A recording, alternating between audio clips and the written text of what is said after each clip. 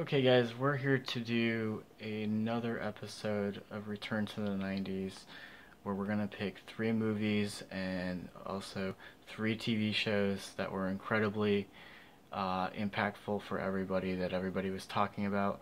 So, we're going to start with the movies first, and that is Austin Powers, the first movie, which when that movie first came out, my parents basically at that point in time were real strict about what movies I went to. Sometimes they would even go to the movies with me. But once I actually had an opportunity to watch the whole entire movie without my parents being around, I loved that movie. Everything about that movie, Vern Troyer, Mike Myers, Elizabeth Hurley. I mean, everything about that movie was so impactful and entertaining.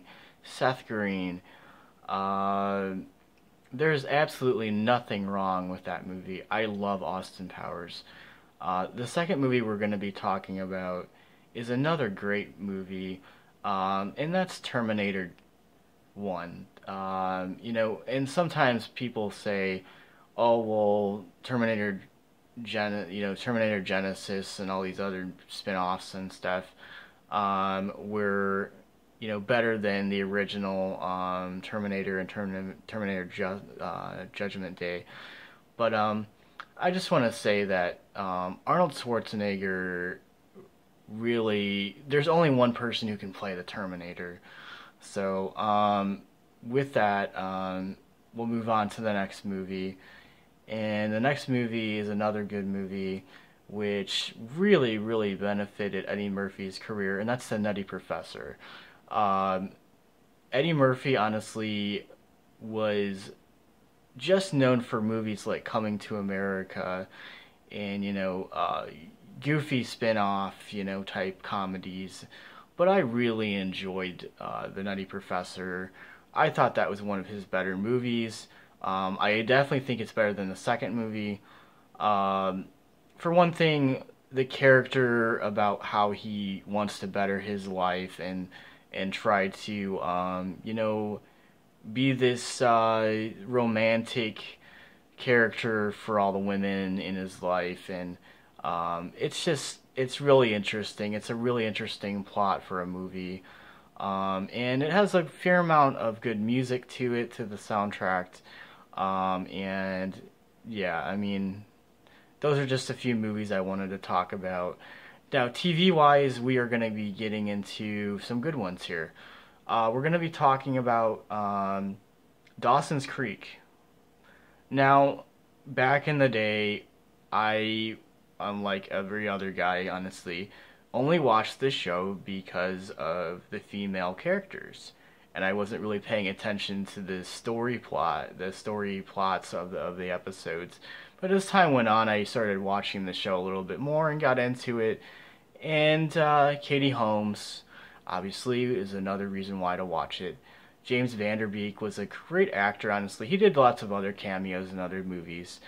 Um, but that's just what I want to talk about, basically. Dawson's Creek was another great show that everybody was watching and talking about. The next one is Star Trek The Next Generation, which Patrick Stewart.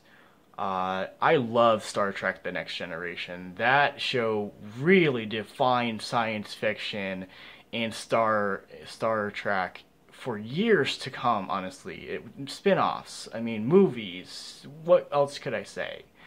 I mean, Patrick Stewart has done so much in his career over the last 25 years. Not to mention cameos on American Dad, Family Guy, uh, Broadway musicals, movies, TV appearances, interviews, audiobooks. The guy is just amazingly talented. So the next show we're going to be talking about is another show that was very popular, and that's Buffy the Vampire Slayer. Sarah Michelle Gellar, Allison Hannigan, Seth Green again, David Borealis. Everybody on that show later on had cameos in shows like Angel, you know, I mean, other movies. I mean, Sarah Michelle Gellar had a great career actually beyond that. I mean, she was in TV shows, movies. I mean, she did Howard Stern interviews. I mean, she was just all over the place. And plus, she's married to Freddie Prinze Jr., obviously.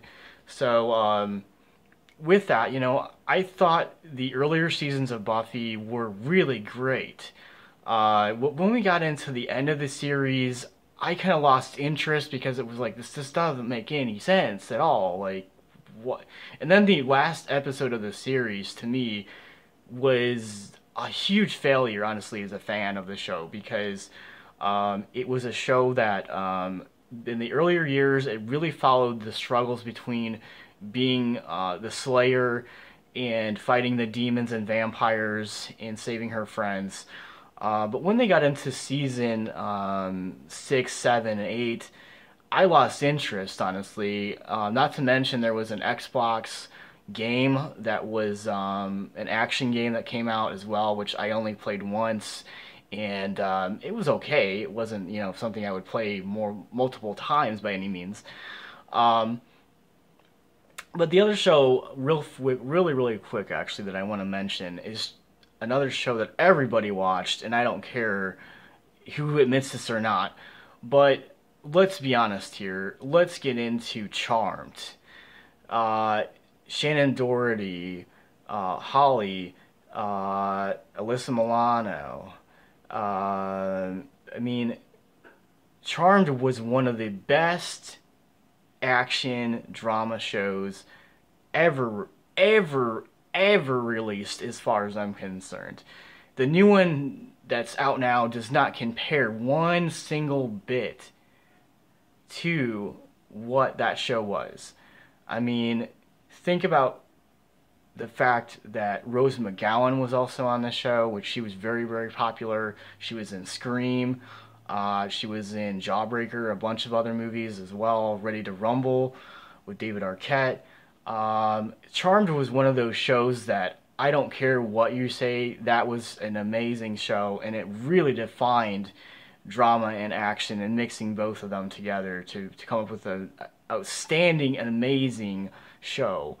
Now, I'm going to say, as a fan, season 1 through season 6, probably the better seasons. Beyond that, okay. They could have, I think it could have done so much more with the ending of the show if they would have actually had the funding and the people signing on. Obviously, Shannon Doherty left during season 4, so she was not in the later seasons, which I think was a huge letdown, honestly, as fans, because you know we didn't get the ending for the show that we deserved. So yeah, with that, I'm going to get out of your hair. I just wanted to do another episode of Return to the 90s. You guys have a wonderful weekend. Be safe, be careful, be smart. Don't do anything I wouldn't do. And peace and love.